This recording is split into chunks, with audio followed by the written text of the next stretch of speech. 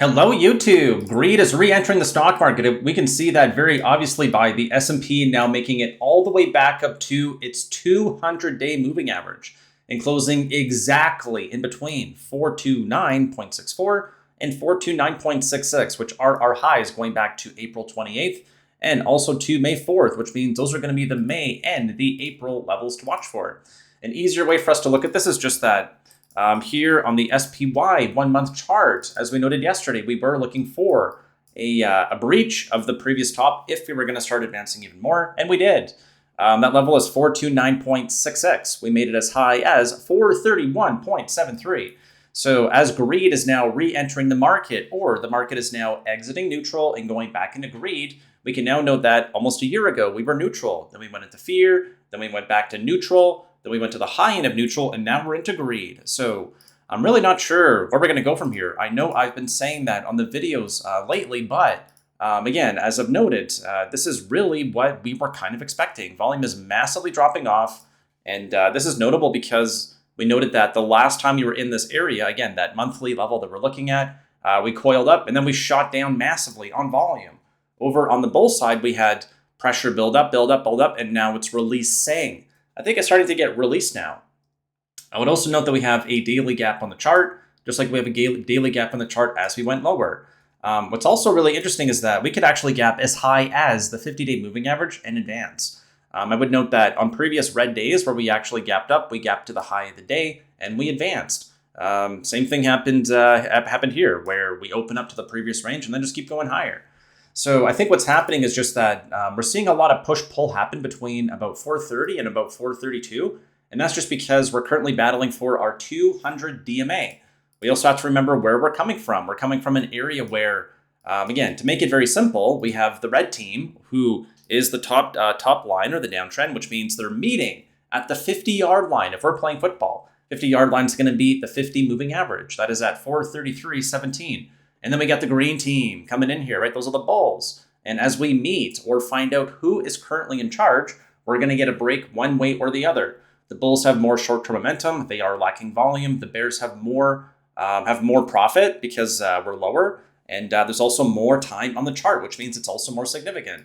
And I think that this happening today, meaning us actually getting into greed, is really interesting. And I say that because as we're approaching the short-term price for a high time frame chart or a weekly chart, and we look over here to our daily chart and we're approaching the long-term price, this is kind of what I would expected. And I would note that we actually went into greed first thing in the morning. We've also had 3 gap down pump ups. 4 out of the last 5 sessions are gap down pump ups. Ever since we formed our bounce off of the 50 DMA here, same kind of thing happened where we gap down, we gap and go. Gap down, gap down, flush, go up, gap and go. Then we start consolidating. So again, I'm really not sure where we're going to go. And at this point here, I think it's more important to try to react to the incoming data than to try to predict it, because there is going to be a lot more positioning than you might fully appreciate happening at these levels. The big guys, I'm talking the people who control billions of dollars of stock, are currently either going to be pushing or pulling off this area, meaning 430 to roughly 435. As a reminder for me, if we actually get a weekly close above 435, I believe we're in a bull market. And that'll be because we're going to be out of correction territory, or of 432. We'll be, are we going to be 20% off the lows? Oh, geez. Yes, we will. That's right. 434.6, I think, is 20% off the lows, which is officially a new bull market. We'll be over the short-term price. And most importantly, we are going to be doing the push-pull off of the roughly 200 and roughly the 50, where every previous time in history we have done this. Meaning, going back to, again, we're going to ignore 2008, 2000 for right now, but going back to 2011, 2016, and 2018, we lose the short-term price or the 50, test the 200, get back above the blue line, massive expansion. So that's what everyone's kind of looking at right now. Underperformance relative to SPY, we've lost the 50, tested the 200, and now we're butting up against that 50. If we can reclaim it, we're probably not going to look back. And just because people don't believe it doesn't mean it can't happen. People didn't believe the 2018 drop, didn't believe the 2020 reversal. So here we are, right? Lose the 50, test the 200, reclaim the 50, it goes up. Lose the 50, test the 200, reclaim the 50, it goes up. The most recent one in 2020, just after we reclaimed the 50 moving average, took us up by, oh my God, right? Like about 60%. And off the lows, we were up by about 120%. Those are huge gains. And if you're on the wrong side of this trade, this is getting increasingly painful because there's just no relief, right? There's no relief for these bears. And with 5 back-to-back green candles here, this looks like our best winning streak going back to October. 1, 2, 3, 4, 5. Only other previous time we've had 5 green weeks is 1, 2, 3, 4, 5. That's back in April. And then going all the way back to July. 1, 2, 3, 4, 5. So are we due for some downside based on us being green for 5 weeks in a row? I don't know. What's going to happen at the 50? I also don't know. But I know that as everyone's now watching these key areas, the same warnings that I've been seeing for a while are still surfacing. Hearing a lot more about China lately. Hearing a lot more about, again, there are numbers that came out yesterday. We're looking at how oil could be coming back online from Iran. Again, if there's going to be a talk that has a positive resolution, that could be happening pretty soon. On the flip side, we have the dollar, which is now right back around that 106.5 area, a massive yearly level going back to 1980s. We got the VIX back below 20, another red week, and we got the 2 and 10-year note both up.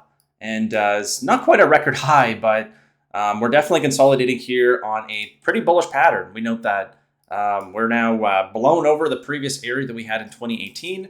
And if we look at the monthly chart, here we are, right? This doesn't really look all that great. This is signaling that potentially in 12 to 8, it can take up to 12 to 18 months for this pattern to fully play out, meaning a big, deep recession is on the way.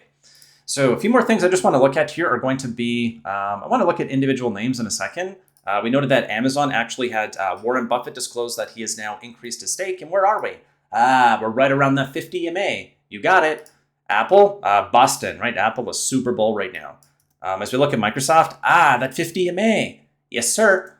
Google, a little bit further off, but it's in sight.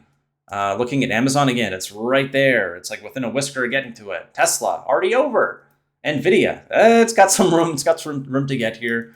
Meta, there is a lot of upside if we're actually going to start going back into a bull market. But to make it easier, let's have a look at QQQ. Again, the Qs or the NASDAQ. Looking here, we can note that the NASDAQ is what dragged us into bull market. Why? Well, being above 323.14, we are technically 20% off the lows. And by also being above 326.97, we're also above the negative 20%, or we have exited bear market territory. So as we're looking to the next part of the cycle, if we're noting that QQQ has been leading us to the upside, what I would like to see is going to be continued movement higher from these trillion-dollar companies, notably the ones we just looked at. I want to see them above their 50 weekly moving average.